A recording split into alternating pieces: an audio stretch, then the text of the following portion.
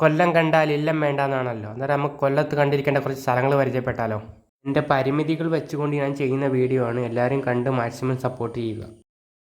ഒന്നാമത്തെ സ്പോട്ടായി വരുന്നത് സാമ്പ്രാണിക്കൊടിയാണ്. മുട്ടറ്റം വെള്ളമുള്ള ഈ തുരുത്തിലൂടെ നമുക്ക് നടന്ന് കാഴ്ചകൾ കാണാൻ സാധിക്കും. ഈ തുരുത്തിലേക്ക് പോകാൻ സാമ്പ്രാണിക്കൊടി ബോട്ട് ജെട്ടിയിൽ നിന്നും മണലിൽ ബോട്ട് ജെട്ടിയിൽ നിന്നും ബോട്ട് സർവീസ് അവൈലബിൾ ആണ്.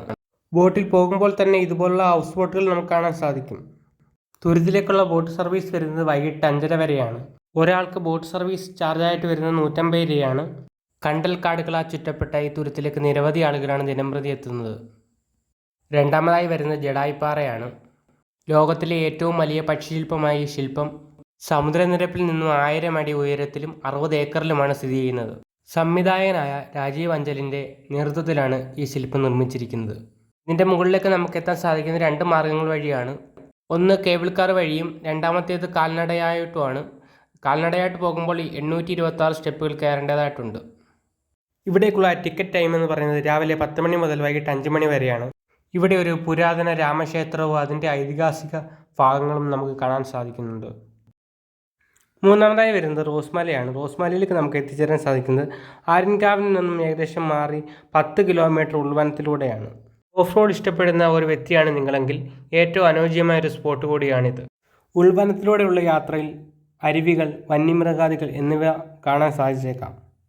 നാലാമതായി വരുന്നത് മൺട്രോത്തുരുത്താണ്. ഒഴുകി പരക്കുന്ന അഷ്ടമുടിക്കായലിൻ്റെയും കല്ലടയാറിൻ്റെയും ഇടയിൽ സ്ഥിതി ചെയ്യുന്ന ചെറുതുരുത്തുകളുടെ കൂട്ടമാണ് മൺട്രോത്തുരുത്ത്. കായലോളത്തിനൊപ്പം ചെറുവള്ളങ്ങളിലായി കാഴ്ചകൾ കണ്ട് സഞ്ചരിക്കാം. കൂടാതെ കയാക്കിംഗ്, കുട്ടവഞ്ചി സവാരി എന്നിവയിലൂടെ നമുക്ക് കാഴ്ചകൾ കണ്ടു മടങ്ങാം. സൂര്യോദയവും സൂര്യാസ്തമയവും കാണാൻ ഇവിടേക്ക് നിരവധി ആളുകളാണ് എത്തുന്നത്. അഞ്ചാമതായി വരുന്നത് തങ്കശ്ശേരിയാണ്. തങ്കശ്ശേരി കാണാൻ പറ്റിയ ആദ്യത്തെ സ്പോട്ടാണ് തങ്കശ്ശേരി ലൈറ്റ് ഹൗസ്. ഇവിടുത്തെ ടിക്കറ്റ് വരുന്നത് 20 രൂപയാണ്. നമുക്ക് ലൈറ്റ് ഹൗസിൽ കയറാൻ പറ്റുന്ന ടൈം എന്ന് പറഞ്ഞാൽ രാവിലെ 10 മുതൽ ഉച്ചയ്ക്ക് 1 മണി വരെയും ഉച്ചയ്ക്ക് 2 മണി മുതൽ 6 മണി വരെയാണ്. പിന്നെ പ്രത്യേകം ശ്രദ്ധിക്കുക, തിങ്കളാഴ്ച അവധിയാണ്. കേരളത്തിലെ ഏറ്റവും പൊക്കമുള്ള 2ാമത്തെ വിളക്കുമാടം എന്നറിയപ്പെടുന്നു. ലൈറ്റ് ഹൗസിന് തൊട്ടടുത്തായി തങ്കശ്ശേരി ബ്രേക്ക് വാട്ടർ പാർക്ക് സ്ഥിതി ചെയ്യുന്നു. ഇതിനോട് ചേർന്ന് തന്നെ 1518 പോർച്ചുഗീസുകാർ നിർമ്മിച്ച തങ്കശ്ശേരി കോട്ടയും സ്ഥിതി ചെയ്യുന്നു. സെൻറ് തോമസ് കോട്ട നിർമ്മിക്കുന്ന സമയത്ത് ഏകദേശം 20 അടി ഉയരമുണ്ടായിരുന്നു. ഇപ്പോൾ ഇതിൻ്റെ ചെറിയ അവശിഷ്ടങ്ങൾ മാത്രമാണ് അവശേഷിക്കുന്നത്. ആറാമതായി വരുന്നത് തെന്മലയാണ്. കൊല്ലം ജില്ലയിലെ ഏറ്റവും വലിയ വിനോദസഞ്ചാര കേന്ദ്രമായിട്ട് അറിയപ്പെടുന്നു. പ്രകൃതി സൗന്ദര്യത്തിനും സാഹസിക വിനോദത്തിനും ഏറ്റവും കൂടുതൽ അവസരം നൽകുന്ന ഒരു സർക്കാർ നിയന്ത്രിത മേഖല കൂടിയാണ് തെന്മല.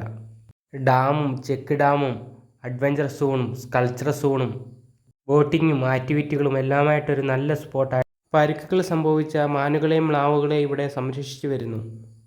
ഏഴാമതായി വരുന്നത് മീൻപൊടിപ്പാറയാണ്. കൊട്ടാരക്കര പുലമൺ ജംഗ്ഷന് കിഴക്കായി ഏകദേശം 500 മീറ്റർ അകലെയായിട്ടാണ് മീൻപൊടിപ്പാറ സ്ഥിതി ചെയ്യുന്നത്.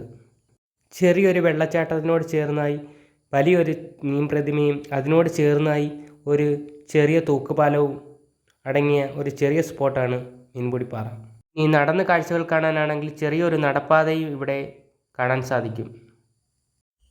എട്ടാമത്തെ സ്പോട്ടാണ് അമ്പനാട്. കൊല്ലത്ത് വരികയാണെങ്കിൽ ഒരിക്കലെങ്കിലും കണ്ടിരിക്കേണ്ട ഒരു സ്പോട്ടാണ് അമ്പനാട്. പുനലൂർ താലൂക്കിലെ ആര്യൻകാവ് പഞ്ചായത്തിലാണ് അമ്പനാട് ഹിൽ സ്റ്റേഷൻ സ്ഥിതി ചെയ്യുന്നത്. തേയിലത്തോട്ടങ്ങളാൽ ചുറ്റപ്പെട്ട ഇവിടെ മൺസൂൺ കാലത്താണ് ഏറ്റവും കൂടുതൽ സഞ്ചാരികൾ എത്താറ്. കൊല്ലംകാരുടെ മിനി മൂന്നാറായി ഇവിടെ നിന്നാൽ പശ്ചിമഘട്ടത്തിൻ്റെയും അച്ചൻകോവിൽ വനത്തിൻ്റെയും ഭംഗി കണ്ടറിയാൻ സാധിക്കും. നമ്മുടെ 9ാമത്തെ സ്പോട്ട് വരുന്നത് കേരളത്തിലെ ഏറ്റവും വലിയ ശുദ്ധജല തടാകമായ ശാസ്താംകോട്ട കായലാണ്.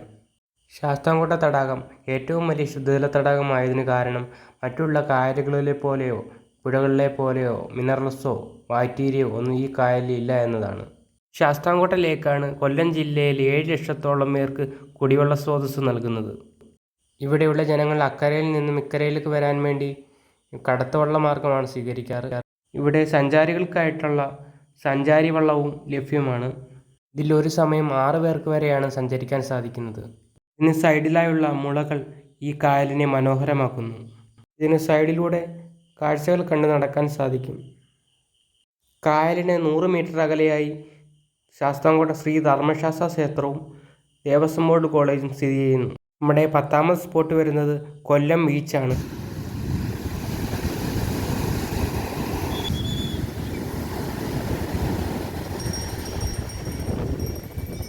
മഹാത്മാഗാന്ധി ബീച്ച് എന്നും അറിയപ്പെടുന്നു. തെക്കൻ കേരളത്തിലെ ഏറ്റവും വലിയ ബീച്ചാണ്. വൈകുന്നേരങ്ങളിൽ സമയം ചിലവഴിക്കാൻ അനേകം ആളുകളാണ് ഇവിടേക്ക് എത്തിച്ചേരുന്നത്. ഏറ്റവും കൂടുതൽ അപകട സാധ്യതയുള്ള ഒരു ബീച്ച് കൂടിയാണിത്.